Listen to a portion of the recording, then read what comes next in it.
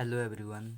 इस लेक्चर में हम लोग फंडामेंटल थ्योरम ऑफ अलजेब्रा का स्टेटमेंट पढ़ेंगे और इसका जो प्रूफ है वो सेमेस्टर 6 के सिलेबस में नहीं है, तो इसलिए हम लोग उसका प्रूफ नहीं पढ़ेंगे। उसके साथ इससे रिलेटेड एक थ्योरम है। वो थ्योरम ये कहता है कि every equation of nth degree has N roots and no more. इसको प्रूफ करेंगे। तो सबसे पहले इसको प्रूफ करने से पहले फंडामेंटल थ्योरम ऑफ अलजेब्रा क्या कहता है उसको हम लोग जानेंगे। फंडामेंटल थ्योरम ऑफ अलजेब्रा का स्टेटमेंट ये है कि every polynomial equation with real coefficients has at least one root.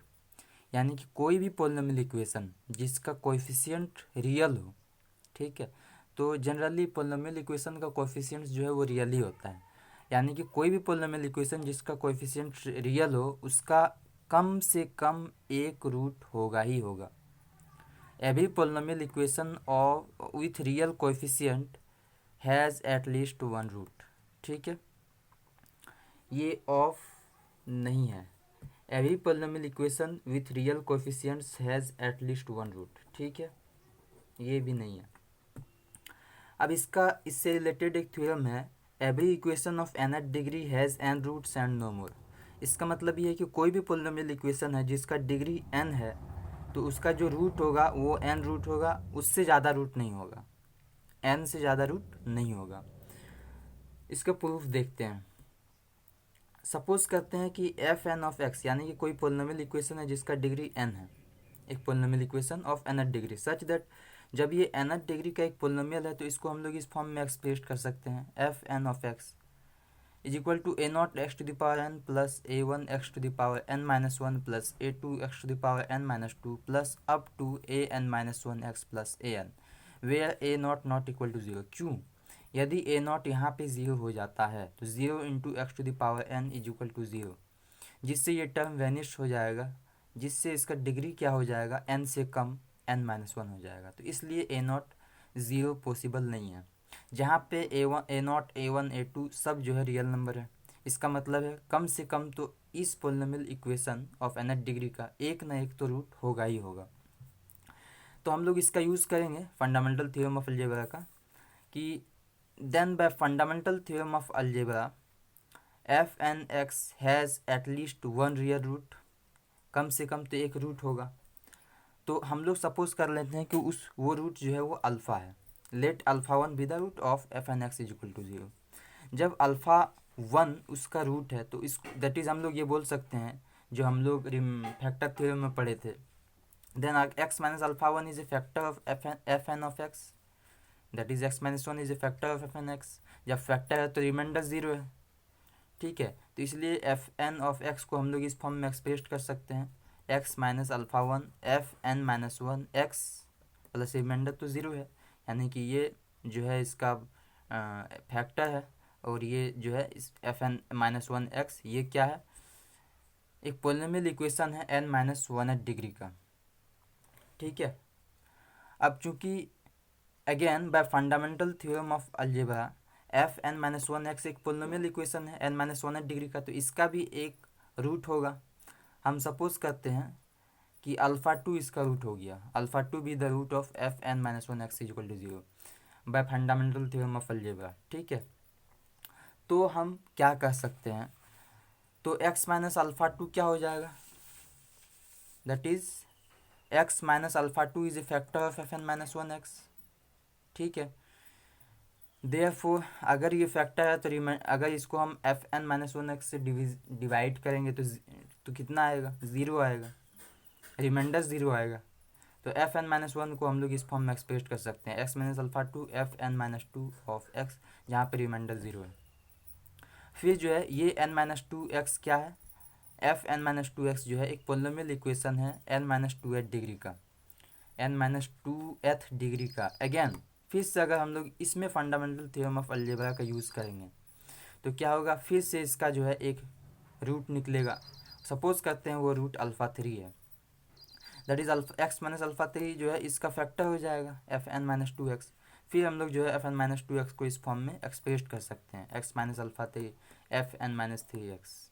Where F N minus three X is a polynomial equation of N minus three th degree. ठीक है, जहाँ पे ये F N minus three of X क्या है, ये polynomial equation है N minus three th degree का।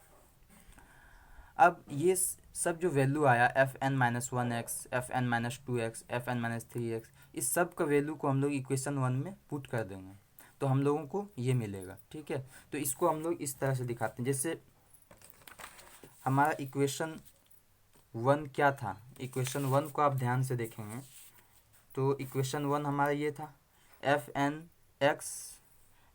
Of X is equal to x minus alpha one into F N minus one X, ये इक्वेशन वन था।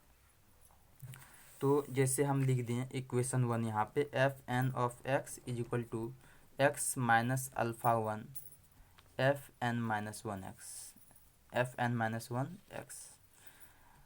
ठीक है, अब इसी में जब हम X minus alpha one F N minus one X का वैल्यू जब पुट करेंगे तो क्या हो जाएगा, X minus alpha two F N minus two X. ठीक है, सिमिलरली अगर हम फिर इसका वैल्यू पुट करेंगे तो X minus alpha one x minus alpha two, और इसका वैल्यू जो है वो X minus alpha three F N minus three X, and put करते जाएंगे। ठीक है, तो हमारा जो वैल्यू आ जाएगा X minus alpha one x minus alpha two dot dot dot X minus alpha N, last में एक क्यू बच जाएगा जो कि एक कांस्टेंट होगा, या फिर जिसको हम लोग कोसेंट बोलते हैं, कोसेंट होगा। ठीक है, तो इसी तरीके से जो है, सॉरी, यहाँ पे जब हम लोग पुट किए हैं again by fundamental theorem of algebra, ये सभी का वैल्यू जो है हम लोग यहाँ पे पुट कर दिए। ठीक है, तो हमारे पास जो वैल्यू आ गया वो ये कि F N x is equal to x minus alpha one x minus alpha two x minus alpha three F N minus three X, यहाँ तक पुट किए। अगर हम लोग इसको कंटिन्यू करेंगे तो we shall get F N of X is equal to x minus alpha one x minus alpha two x minus alpha three plus up to x minus alpha N Q, ये इसका value मिल गया, जहाँ पे each of F N X and X minus alpha one x minus alpha two x minus alpha three and X minus alpha N is of nth degree. मतलब ये है कि ये पोलिनोमियल इक्वेशन जो nth डिग्री का तो है ही, साथ ही साथ यहाँ से लेकर के यहाँ तक का जो एक इक्वेशन हमको मिल रहा है यहाँ तक, ये भी n डिग्री का है ना। यानी कि ये F N of X and X minus alpha one x minus alpha two up to x minus alpha N, ये सब nth डिग्री का है। And hence Q must be independent of X, यानी कि क्यू जो है उसका डिग्री जीरो होगा, यानी कि उस वो एक्स से इंडिपेंडेंट होगा, उसमें एक्स का कोई टर्म नहीं होगा। ठीक है, क्यू कोई कांस्टेंट होगा। अब हम लोग क्या करेंगे, फ्रॉम वन एंड टू, इसको हम लोग इक्वेशन टू मान लिए, इसको इक्वेशन टू मान लिए।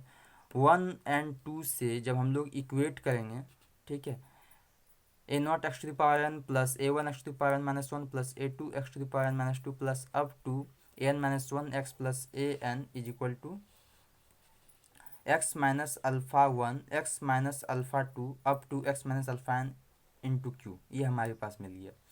जब हम लोग इक्वेट करेंगे on equating the coefficients of X to the power N from both sides, ठीक है, तो जो हम लोगों को मिलेगा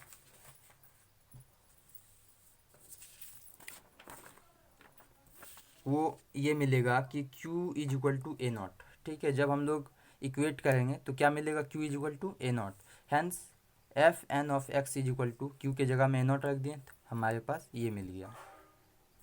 अब हम लोग जब इस आर एच एस को देखेंगे, इसको इक्वेशन थ्री मानेंगे, R H S of three तब वेनिश हो जाएगा, यानी ख़त्म हो जाएगा जब हम लोग एक्स के जगह में अल्फ़ा वन या तो अल्फ़ा टू या अल्फ़ा थ्री या अल्फ़ा एन में से कोई एक वैल्यू को या फिर सभी को रख देंगे, तो क्या हो जाएगा, ये एफ एन ऑफ एक्स क्या हो जाएगा, वेनिश हो जाएगा, यानी इसका वैल्यू ज़ीरो आ जाएगा।